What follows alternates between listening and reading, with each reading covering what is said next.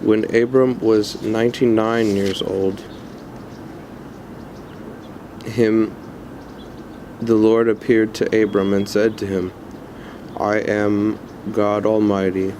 Walk before me and be blameless, that I may make my covenant between me and you, and may multiply you greatly. Then Abram fell on his face, and God said to him, Behold, my covenant is with you, and you shall be the father of a multitude of nations. No longer shall your name be called Abram, but your name shall be Abraham.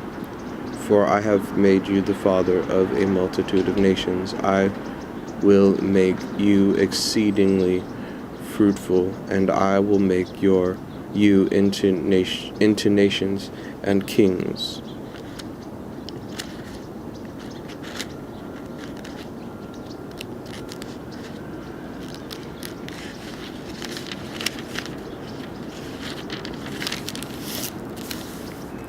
And kings shall come from you, and I will establish my covenant between me and you and your offspring after you throughout their generations, for an everlasting covenant, to be God to you and your offspring after you. And I will give to you and to your offspring after you the land of your sojournings, all the land of Canaan, for an everlasting possession, and I will be their God. And God said to Abram, As for you, you shall keep my covenant and your offspring after you throughout the generations. This is my covenant, which you shall keep between me and you and your offspring after you. Every male among you shall be circumcised. You shall be circumcised in the flesh of your foreskin, and it shall be a sign of the covenant between me and you. He who is 80 days old among you shall be circumcised, every male throughout your generations, whether born in your house or bought with your money from any foreigner who is not of your offspring. Both he who is born in your household and he who is bought with your money shall surely be circumcised. So shall my covenant be in your flesh, an everlasting covenant. Any uncircumcised man who is not circumcised in the flesh of his foreskin shall be cut off from his people. He has broken my covenant.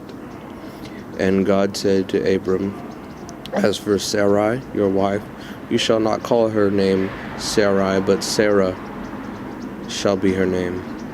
I will bless her, and moreover I will give you a son by her. I will bless her, and she shall become nations, kings of peoples shall come from her. Then Abram fell on his face and laughed and said to himself, Shall a child be born to a woman who is 100 years old?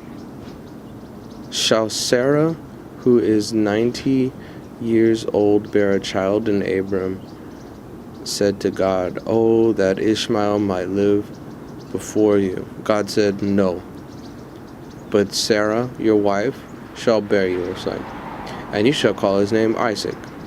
I will establish my covenant with him, and as an everlasting covenant for his offspring after him.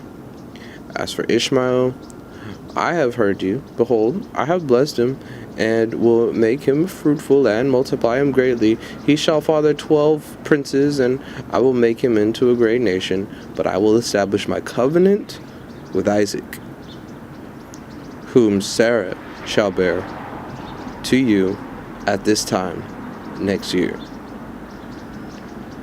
When he had finished talking with him, God went up from Abraham. Then Abraham took Ishmael his son, and all those born in his house or brought with his money, every male among the men of Abram's house. And he circumcised the flesh of their foreskins that very day, as God had said to him. Abram was 99 years old when he was circumcised in the flesh of his foreskin, and Ishmael his son was 13 years old when he was circumcised in the flesh of his foreskin.